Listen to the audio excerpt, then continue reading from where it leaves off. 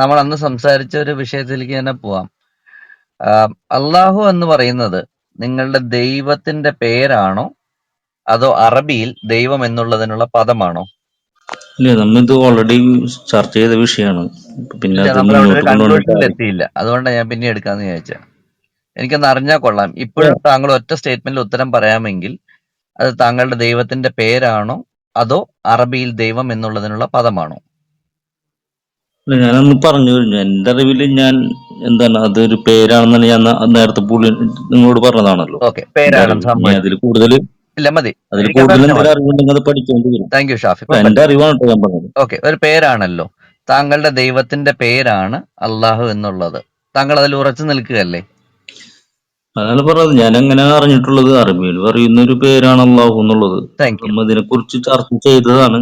പിന്നെ അത് വലിച്ചിട്ടിട്ട് കാര്യമൊന്നും എനിക്ക് തോന്നുന്നില്ല. ഇല്ലില്ല, എനിക്ക് താങ്കൾ കാരണം നേരത്തെ കഴിഞ്ഞ പ്രാവശ്യം പേരാണ് എന്ന് പറഞ്ഞില്ലായിരുന്നു സുഹൃത്തെ? ഞാൻ ഇപ്പോഴാ അങ്ങനെ തന്നെ താങ്കൾ പേരാണെന്ന് പറഞ്ഞു. അങ്ങനെ തന്നെയാണ് ഞാൻ പറഞ്ഞത്. എന്റെ അറിവ് അങ്ങനെ തന്നെയാണ്. അറബിയിൽ പറയുന്ന മറ്റൊരു ഓക്കെ, ഫൈൻ. വചനമില്ലാത്ത ഒരു ഓക്കെ, നാമം ഫൈൻ. അതാണ് അള്ളാഹു എന്നാണ് ഫൈൻ, എന്റെ perfectly. Thank you. Perfectly fine. All good, all good. So far so good. Okay, അങ്ങനെയാണ് എന്നുണ്ടെങ്കിൽ ഖുർആൻ ഇറങ്ങുന്നതിന് മുമ്പ് ഈ പേര് ഏതെങ്കിലും പ്രവാചകനിലൂടെ നിങ്ങളുടെ ദൈവം വെളിപ്പെടുത്തിയിട്ടുണ്ടോ? ഉണ്ടെങ്കിൽ ഏത് കിതാബിൽ, എവിടെ?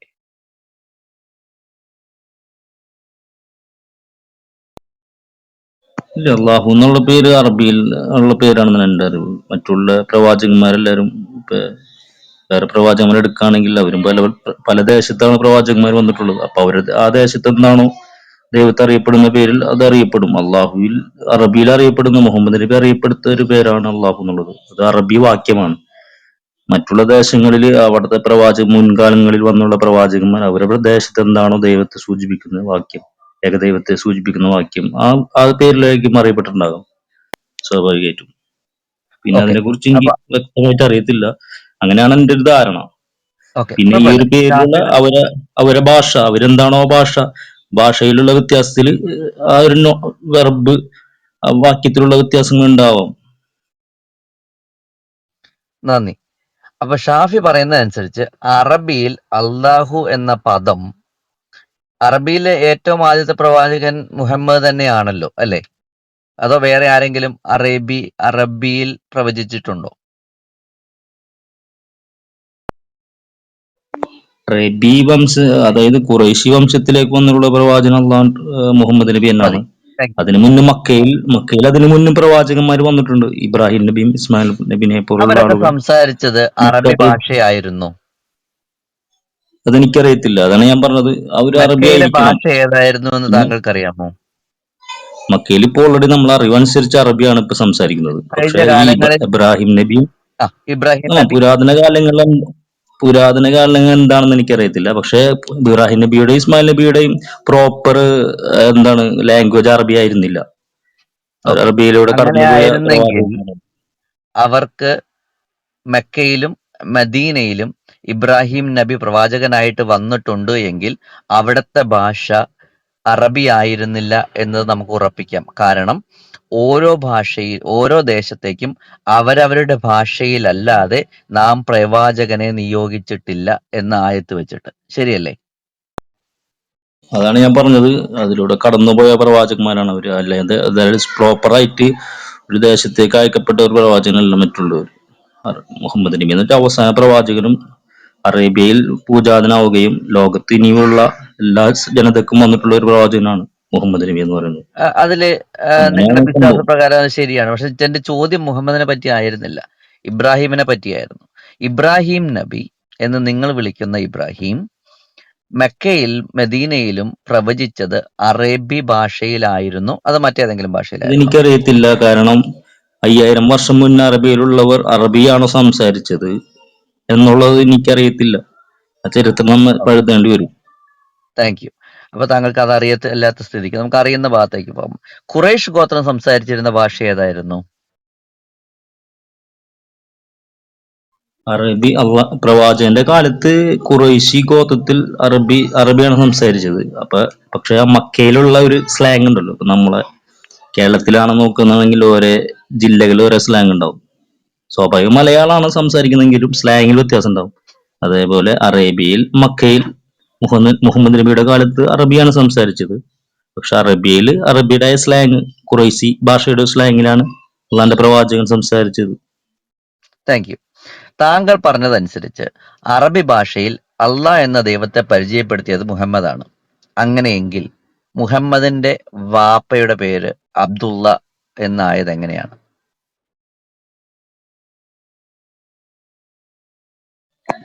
അതിന് മുന്നേ അള്ളാഹു എന്നാണ് പരിചയപ്പെടുത്തിയിട്ടുള്ളത്. ഖുറൈശികൾ അള്ളാഹുവിനെ അള്ളാഹു എന്നാണ് പറഞ്ഞത്. ഖുറൈശികൾക്ക് ഇതിൽ ഒരു പക്ഷേ മുഹമ്മദിന് മുമ്പ് അപ്പൊ വിശേഷപ്പെട്ട പ്രവാചകൻ ആരാണ്? താങ്കൾ ഇപ്പൊ പറഞ്ഞ അനുസരിച്ച് ഖുറൈശി ഇല്ല, അതാണ് ഗോത്രത്തിലേക്ക് ഞാൻ നേരത്തെ ആദ്യമായിട്ട് പറഞ്ഞത്. വന്ന ഇല്ല, താങ്കൾ നിൽക്കൂ. പ്രവാചകൻ വന്നിട്ടില്ല. അതുകൊണ്ടാണ് ഞാൻ നേരത്തെ പറഞ്ഞത് ഇബ്രാഹിം, ഇസ്മായിൽ ഇങ്ങനെയുള്ള പ്രവാചകന്മാർ 5000 വർഷം മുന്നേ അറബിയിലൂടെ കടന്നുപോയി.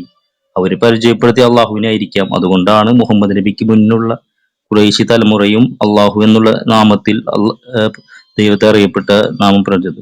അതുകൊണ്ടാണ് മുഹമ്മദ് നബിയുടെ വാപ്പ അബ്ദുള്ള എന്നുള്ള പേരിൽ അറിയപ്പെട്ടത്. അതായത് മുഹമ്മദ് നബിക്ക് മുന്നും അള്ളാഹു എന്നുള്ള ദൈവത്തെ അവിടുത്തെ ഖുറൈശികൾക്ക് അറിയാമായിരുന്നു. ഡെഫിനറ്റ്ലി. അതാണ് ഞാൻ പറഞ്ഞത്. ഒന്നില്ലെങ്കിൽ ഇബ്രാഹിം നബി, ഇസ്മായിൽ നബി പരിചയപ്പെടുത്തി, അറബി വന്നിട്ട് അറബി ഭാഷയിൽ പരിചയപ്പെടുത്തി. എന്തായാലും മുഹമ്മദ് നബിക്ക് ശേഷം, മുഹമ്മദ് നബിക്ക് മുമ്പും അള്ളാഹു എന്നുള്ള ഒരു ദൈവത്തിന്റെ നാമം അവിടെയുള്ള കുറേശികൾക്ക് അറിയാമായിരുന്നു. ഒരു അള്ളാഹുവിനെ അള്ളാഹു എന്നാണ് വിളിച്ചിരുന്നത് ഏകദൈവത്തെ. ഓക്കെ, ഷാഫി, ഭയങ്കര വലിയൊരു തെറ്റായി പോയല്ലോ.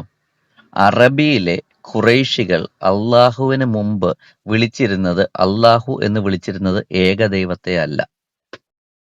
അവർ ഖുറൈശികൾ വിളിച്ചുകൊണ്ടിരുന്ന അള്ളാഹുവിന് 3 പുത്രിമാർ, ലാത്ത, ഉസ, മനാത്ത എന്ന് പറയുന്ന 3 പുത്രിമാരുണ്ടായിരുന്നു. അപ്പോൾ ഖുറൈശികളുടെ അള്ളാഹു എങ്ങനെയാണ് ഏകദൈവമാകുന്നത്? ആ പദം എങ്ങനെയാണ് ഏകദൈവത്തിനുള്ള പദമായി തീരുന്നത്? അതാണല്ലോ മുഹമ്മദ് നബി തിരുത്തിയത്. അതായത് അന്ന് പിന്നീടുള്ള കാലത്ത് വന്ന കുറേശികൾ ആരോപണം സൃഷ്ടിച്ചു. ലാത്ത, ഉസ്സ, മനാത്ത എന്ന് പറയുന്ന ദൈവങ്ങൾ അല്ലെങ്കിൽ പറയപ്പെടുന്ന ആരാധ്യന്മാർ അള്ളാഹുവിന്റെ മക്കളാണെന്ന ഒരു ആരോപണമായിരുന്നത്. യഥാർത്ഥത്തിലുള്ളതല്ല. അത് പിൽക്കാലത്ത് വന്നുള്ള കുറേശികൾ അല്ലെങ്കിൽ അവരുടെ ജീവിതശൈലിയിൽ വന്നിട്ടുള്ള ഒരു മാറ്റത്തിന്റെ ഫലമായി അള്ളാഹുവിൽ അവർ മക്കളെ ആരോപിച്ചു എന്നാണ് ഖുർആനും പറയുന്നത്. അങ്ങനെയാണ് സത്യാവസ്ഥയും. അതാണ് മുസൽമാന്റെ വിശ്വാസവും. അതുകൊണ്ട് യഥാർത്ഥത്തിൽ ഈ പറയുന്ന ലാത്ത, ഉസ്സ, മനാത്ത എന്ന് പറയുന്ന ആളുകൾ അള്ളാഹുവിന്റെ മക്കളായിരുന്നില്ല. അത് വെറും ആരോപണം മാത്രമായിരുന്നു. അപ്പൊ ഷാഫി, ഇപ്പൊ താങ്കൾ പറഞ്ഞ 2 കോൺട്രഡിക്ഷൻ ആയിപ്പോയി. താങ്കൾ പറഞ്ഞു അള്ളാഹു എന്ന പദത്തിന് അതിൻ്റെ ഒപ്പം ആരാധ്യൻ എന്ന് വേറെ ആരെയും ഉപമിക്കാൻ പറ്റാത്ത രീതിയിലുള്ള ഒരു പദമാണ് എന്ന് താങ്കൾ പറഞ്ഞു. പക്ഷേ അതേ പദം ഖുറൈശി ഗോത്രക്കാർ ഉപയോഗിച്ചിരുന്നത് ആരാധ്യരെ ചേർക്കാൻ പറ്റുന്ന പദമായിരുന്നു എന്ന് തന്നെയാണ് താങ്കൾ കരുതേണ്ടത്.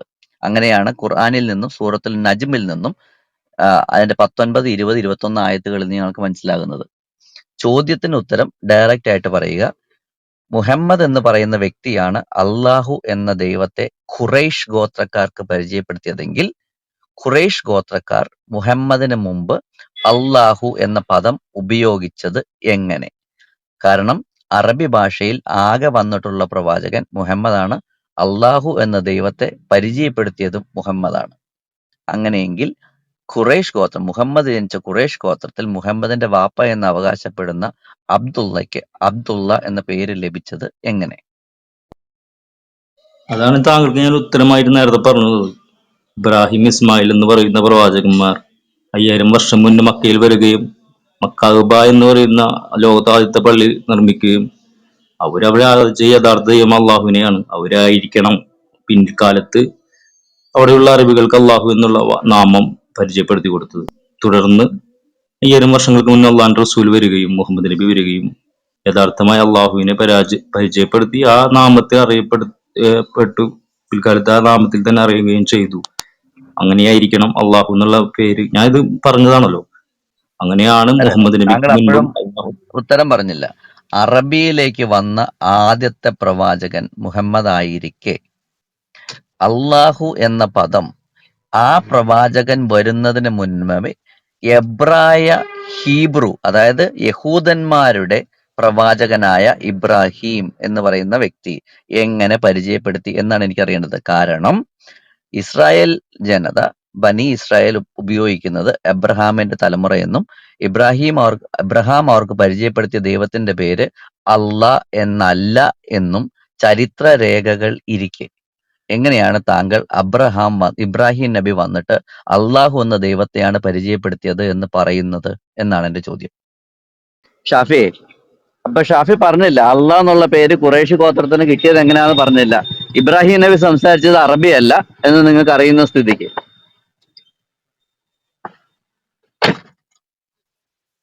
ഇല്ല, ഞാൻ പറഞ്ഞു കഴിഞ്ഞല്ലോ, അവര് ആ ഭാഷയിൽ പിന്നീട് അള്ളാഹുവിനെ പരിചയപ്പെടുത്തുകയും അവിടുത്തെ കുറേശികൾ തെറ്റാണ്, ഓൾറെഡി എന്താണ് പറയാ, യഥാർത്ഥ തെറ്റാണ്, ദൈവത്തെ അള്ളാഹു എന്നാണ് വിളിച്ചിരുന്നത്. തെറ്റാണ്. പിന്നെ എങ്ങനെയാണത്? ആ ചരിത്രം എങ്ങനെയാണ്? അതാണ് എനിക്ക് അറിയേണ്ടത്. ചരിത്രം എന്താന്ന് എനിക്കറിയാം. കാരണം അബ്രഹാം അതാണല്ലോ ഞാൻ ഒരിക്കലും പറഞ്ഞത്. അബ്ദുള്ള എന്ന് പേര് വരാൻ കാരണവും മുഹമ്മദ് നബിയുടെ പിതാവിന്റെ പേര് അബ്ദുള്ള എന്നാണ്. അപ്പൊ ഓൾറെഡി അള്ളാഹു എന്നുള്ള ഏകദൈവ നാമത്തെ അവർക്ക് അറിയാമായിരുന്നു തെറ്റിപ്പോയി. ഓൾറെഡി. അവർക്ക് അത് ഏകദൈവമായിട്ട് അറിയത്തില്ലായിരുന്നു. അതാണ് അവർക്ക് അത് അതാണ് ഞാൻ പറഞ്ഞു വന്നത്. ഏകദൈവമായിട്ട് ഞാൻ പറഞ്ഞു വരാം. അതായത് ഈ ദൈവത്തെ അവർ പങ്കു ചേർത്ത് ആരാധിച്ചു. മുഹമ്മദ് നബിയുടെ വരവ് എന്തിനായിരുന്നു?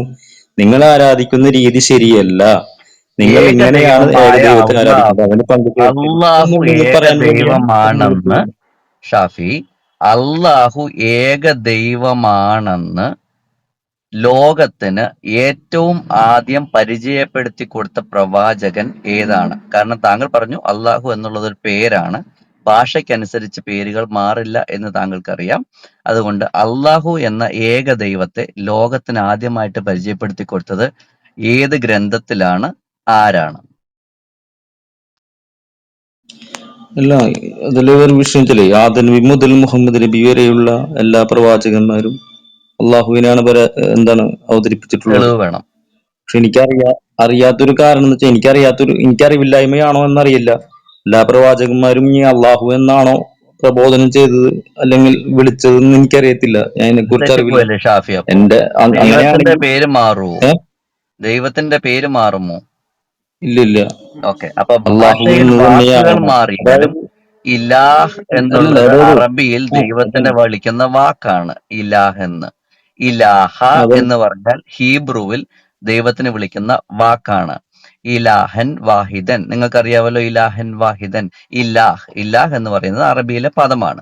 പക്ഷെ അള്ളാഹ് എന്നുള്ളത് നാമമായതുകൊണ്ട് അറബിയിലെ നാമം എങ്ങനെയാണ് മറ്റു പ്രവാചകന്മാർ ഉപയോഗിച്ചിരുന്നത്? ഏത് പ്രവാചകനാണ് അറേബ്യ ദേശത്തേക്ക് വന്നത്? അറബിയിൽ അള്ളാഹു എന്ന നാമം ആദ്യമായിട്ട് അറബിയിൽ പരിചയപ്പെടുത്തിയത് ഏത് ഗ്രന്ഥത്തിൽ?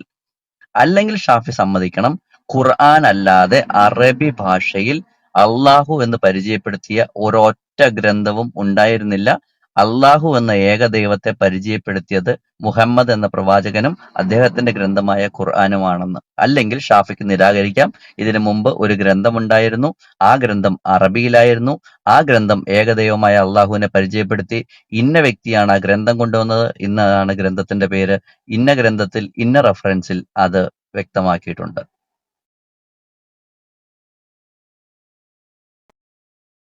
അല്ല, അതാണ് ഞാൻ പറഞ്ഞത്. എല്ലാ പ്രവാചകന്മാരും ഒരുപക്ഷെ ആദം മുതൽ മുഹമ്മദ് നബി വരെയുള്ള പ്രവാചകന്മാർ അള്ളാഹു എന്ന നാമം തന്നെ ആയിരിക്കും ഉപയോഗിച്ചിട്ടുണ്ടാവാം. ഒരു പക്ഷെ അങ്ങനെ എന്നുള്ളത് അങ്ങനെയാവാൻ. ഊഹം മാത്രമാണ്. അല്ല താങ്കൾക്ക് തെളിവുണ്ട്. ഇല്ല, എനിക്ക് അതിനൊരു തെളിവില്ല. കാരണം വെച്ചാല് തീർച്ചയായും. എന്റെ തെളിവ് ഇത്രേ ഉള്ളൂ. അബ്ദുള്ള എന്നുള്ള നാമം എനിക്ക് അറിയാത്തത് കൊണ്ടാണ് കേട്ടോ. അതിന് ഇനി ഇസ്ലാമിൽ തെളിവുണ്ടോ, അത് അതിനെ കുറിച്ച് ആധികാരികമായി പഠിച്ചവർക്ക് അറിയാൻ ഒരു പറ്റും. പക്ഷെ എന്റെ തെളിവുമില്ല ഷാഫി. അറിവനുസരിച്ച് ഞാൻ ഈ ചോദ്യം ചോദിക്കാൻ തുടങ്ങിയിട്ട് 23 വർഷമായി. ഖുർആന് മുമ്പ് ഒറിജിനൽ ബുക്ക് നിങ്ങൾ കാണിക്കണ്ട, ഒരു ഫോട്ടോസ്റ്റാറ്റ് കോപ്പിയെങ്കിലും അള്ളാഹു ഏക ദൈവമാണ് എന്നുള്ളതിന് തെളിവ് കൊണ്ടുവരാമെങ്കിൽ ഈ പരിപാടി ഞാൻ നിർത്തും. ഫോട്ടോസ്റ്റാറ്റ് കോപ്പി മതി. അള്ളാഹു ഏകദൈവമാണെന്ന് അറബി ഭാഷയിൽ അല്ലാതെ എബ്രായ ഭാഷയിൽ നിങ്ങൾ അള്ളാഹു എന്ന ദൈവത്തെ ഏതെങ്കിലും പ്രവാചകൻ പരിചയപ്പെടുത്തിയതായിട്ട്, അള്ളാഹു എന്ന ദൈവത്തെ ഖുർആന് മുമ്പ് ഏതെങ്കിലും ഒരു പ്രവാചകൻ പരിചയപ്പെടുത്തിയതായിട്ട് നിങ്ങളുടെ ദൈവം അവതരിപ്പിച്ച ഒരേട് പുസ്തകം, ഇന്ന റഫറൻസ്, ഇന്ന ആയത്ത് എന്ന് പറയുകയാണെങ്കിൽ ജെന്റിൽ ഇന്ന് പോളമിക്സ് അപ്പോളജറ്റിക്സ് മിനിസ്ട്രി നിർത്തും. ഇല്ല, അതൊന്നും നിലവിലില്ല. ഖുർആനില്ലാത്ത ഒരു ഗ്രന്ഥവും നിലവിലില്ല എന്നുള്ളതാണ് ഓക്കെ സംഭവം. ഓക്കെ, അപ്പൊ അവിടേക്ക് നമുക്ക് ദൈവത്തെ പോകാം. എന്താണ് അപ്പൊ പരിചയപ്പെടുത്തിയ ഇത് ഖുർആനില്ലാതെ വേറൊരു രീതിയിൽ നമുക്കിപ്പോ അവൈലബിൾ അല്ല. ഓക്കെ, തെറ്റിപ്പോയി. എങ്ങനെയാണ് അവർ വിളിച്ചത്? പക്ഷേ ഖുർആൻ പറയുന്നത് ഈ വരുന്ന 1,00,000-ൽ പരം വരുന്ന പ്രവാചകന്മാരെല്ലാരും അവര് ലോകത്ത് വന്നിട്ടുള്ള ഏകനായ ദൈവമായ അള്ളാഹുവിനെ പരിചയപ്പെടുത്താനാണെന്നാണ് ഇസ്ലാമിക വിശ്വാസം. ആ വിശ്വാസം അപ്പൊ അതിനു തെറ്റാണ് മുന്നുള്ള ഷാഫി. ഗ്രന്ഥങ്ങളൊന്നും ഇന്ന് അനുവദനീയമല്ല, അല്ലെങ്കിൽ ലഭ്യമല്ല എന്നുള്ളതാണ്. അപ്പൊ ഖുർആന്റെ അടിസ്ഥാനത്തിലാണ് ഇന്നത്തെ മുസ്ലിങ്ങളുടെ വിശ്വാസം. തെറ്റിപ്പോയല്ലേ ഷാഫി? 3 തെറ്റുകളാണ് താങ്കൾ പറഞ്ഞത്. ഒന്ന്, ഇതിനു മുമ്പുള്ള ഗ്രന്ഥങ്ങളെല്ലാം ഒന്നും വാലിഡ് അല്ല എന്നുള്ള താങ്കളുടെ വാദം തെറ്റിപ്പോകാൻ കാരണം, ഏത് വിശ്വാസത്തിന്റെ അടിസ്ഥാനത്തിലാണ് താങ്കൾ പറഞ്ഞത് ഇതിനു മുമ്പുള്ള ഗ്രന്ഥങ്ങളൊന്നും നിലവിലില്ല എന്ന്? താങ്കൾക്ക് ഖുറാനിൽ നിന്ന് ഒരു ആയത്ത് കാണിച്ചു തരാൻ പറ്റൂ? വാലിഡ് എന്ന് പറയാൻ കാരണം, നമ്മൾ ഇതിനു മുന്നുള്ള ഇപ്പോൾ നമ്മളെ നിലവിലുള്ള ഗ്രന്ഥങ്ങളിലെല്ലാം പല ദൈവങ്ങളെയാണ് പരിചയപ്പെടുത്തുന്നത്. ഒരു തെറ്റിപ്പോയി. കാലത്തുള്ള ദൈവത്തിന് താങ്കൾക്ക് ശേഷം വേറൊരു തെറ്റിപ്പോയി. ദൈവം. അല്ല, ഞാൻ പറഞ്ഞു കേട്ടെ. അല്ല, ഇല്ല, തെറ്റിപ്പോയി. ഒരു മിനിറ്റ് ഞാൻ പറഞ്ഞു. താങ്കൾ ഖുറാനിൽ ഇല്ലല്ല, ഞാൻ നിന്ന് പറഞ്ഞു തെളിവ് കേട്ടെ. താങ്കളുടെ ഓക്കെ പറഞ്ഞോളൂ ഖുർആന്റെ ഷാഫി, കാര്യമില്ല ഞാൻ ഞാൻ സമയം പറയുന്നത്. തരാം. ഓക്കെ. ഞാൻ പറഞ്ഞുതരാം. സോറി, ഞാൻ ഇടപെട്ടതിൽ ക്ഷമിക്കുക. ഞാൻ ചോദിച്ചത് ഷാഫി ഉത്തരം പറയാത്തതുകൊണ്ട്, ഖുറാനിലെ ഏത് ആയത്ത് പ്രകാരമാണ് മുൻ ഗ്രന്ഥങ്ങൾ തെറ്റിപ്പോയി എന്ന് ഷാഫി പറയുന്നത് എന്ന് പറഞ്ഞു തരാനാണ് ഞാൻ ചോദിച്ചത്. മുൻ ഗ്രന്ഥങ്ങൾ തെറ്റിപ്പോയെന്നല്ല, അവരുടെ ആശയങ്ങളിൽ വരുന്ന തെറ്റാണ് ഇവിടെ സൂചിപ്പിച്ചിട്ടുള്ളത്. ഓക്കെ, ഒന്ന് അവരുടെ പറയൂ. ഏത് കണ്ടെത്തലുകൾ, അവരുടെ ഏത് ദൈവത്തെ കണ്ടെത്തലുകൾ. ഏത് ആയത്തിന്റെ അടിസ്ഥാനത്തിലാണ് ഷാഫി അത് പറഞ്ഞത്? ഖുറാനിൽ ഒരായത്തെങ്കിലും കാണിച്ചു തരാവോ? അങ്ങനെ ആ മുൻ ഗ്രന്ഥങ്ങൾ ഇല്ലാതായി എന്നോ ആശയം തെറ്റിപ്പോയി എന്നോ തിരുത്തൽപ്പെടുത്തി, എന്താ പറയാ, ഇറ്റ് വാസ് കറപ്റ്റഡ് എന്നോ ഒരായത്ത് ഖുർആനിൽ നിന്ന് കാണിച്ചു തരാവോ?